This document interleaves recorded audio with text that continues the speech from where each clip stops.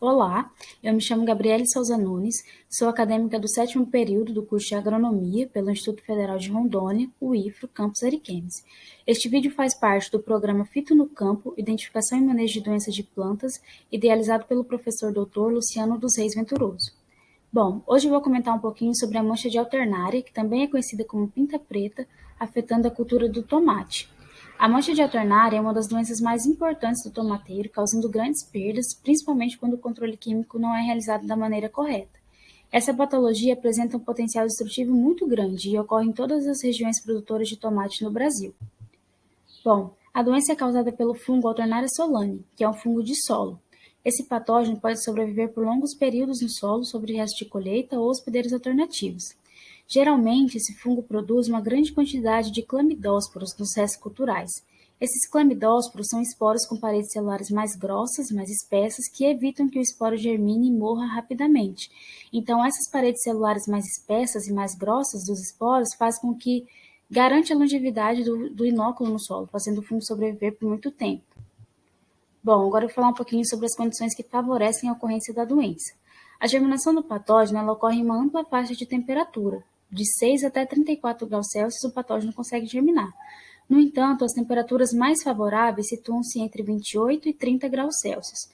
O patógeno prefere alta umidade relativa do ar e, além disso, uma alta carga de frutos e um solo pobre em nitrogênio são fatores que favorecem o desenvolvimento dessa doença. Em relação à disseminação, os conídeos do patógeno são disseminados principalmente pelo vento, pela chuva ou pela irrigação, também por insetos, por trabalhadores e até mesmo pelos implementos agrícolas. As sementes também constituem uma forma de disseminação, elas podem constituir inclusive uma fonte de inóculo inicial, introduzindo a doença em áreas que ela não existia anteriormente, e pode disseminar a doença a longas distâncias. Bom, agora eu vou falar um pouquinho sobre os sintomas.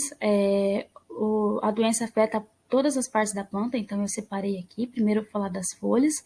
Os sintomas aparecem primeiro nas folhas mais velhas e depois vai progredindo para as partes mais altas da planta. Nas folhas, os sintomas aparecem em forma de lesões necróticas de coloração marrom escura a preta nas folhas mais velhas, rodeadas por um halo amarelado. Isso a gente pode ver muito claramente na primeira foto, a lesão escura rodeada por um halo amarelado.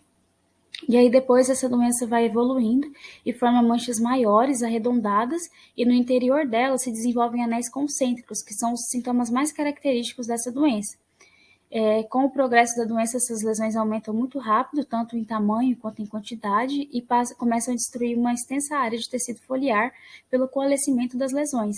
Isso a gente pode ver na segunda foto, a setinha está indicando uma área em que as lesões estão se juntando, elas estão coalescendo e estão destruindo uma extensa área do tecido da folha. Bom, agora eu vou falar um pouquinho sobre os sintomas nos frutos. Nos frutos, o ataque ocorre principalmente na região peduncular dos frutos maduros, produzindo uma podridão escura, que é chamada de mofo preto. Em condições de alta temperatura e umidade, que são as condições que favorecem o desenvolvimento do patógeno, as lesões apresentam um crescimento aveludado negro, composto por frutificações do patógeno, e por isso que é conhecido como mofo preto. Além disso, no interior da mancha também observam-se os anéis concêntricos que são típicos da doença, né? Na primeira foto, a setinha está indicando mais o sintoma no pedúnculo, e aí na segunda foto a gente já consegue ver muito claramente até um mofo preto e também os anéis concêntricos no fruto mesmo. Bom, agora eu vou falar sobre os sintomas no caule.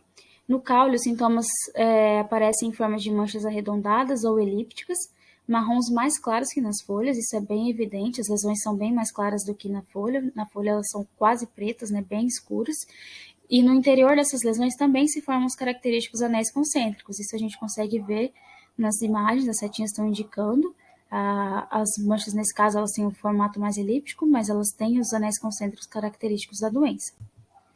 Bom, agora eu vou falar um pouquinho sobre manejo, primeiro sobre as práticas culturais. É essencial o uso de sementes livres do patógeno, que sejam tratadas adequadamente com fungicidas. Também deve-se efetuar rotações de culturas, eliminar os restos culturais infectados no final da colheita, controlar as plantas que possam ser hospedeiras alternativas. Além disso, as plantações elas devem ser feitas em áreas arejadas, onde não seja frequente a formação de orvalho, uma vez que condições de alta umidade relativa são favoráveis para o desenvolvimento da doença. e também por esse motivo a irrigação só deve ser feita quando realmente for necessário. Agora eu vou falar um pouquinho sobre o controle químico. Recomenda-se realizar tratamentos químicos preventivos com fungicidas protetores à base de mancozeb, metiran, propineb, clorotalonil ou produtos cúpricos como oxicloreto de cobre, hidróxido de cobre e óxido cuproso no início do período vegetativo. E, além disso, quando a doença atinge incidências maiores, recomenda-se também a aplicação de fungicidas sistêmicos à base de tebuconazol, difenoconazol, tetraconazol, entre outros, e que esses produtos sejam alternados com fungicidas protetores. Encerro aqui minha fala sobre os principais aspectos relacionados à mancha de alternária no tomateiro. Agradeço a atenção e deixo o meu e-mail pessoal e também o e-mail do programa Fito no Campo para contato em caso de dúvidas. Obrigada.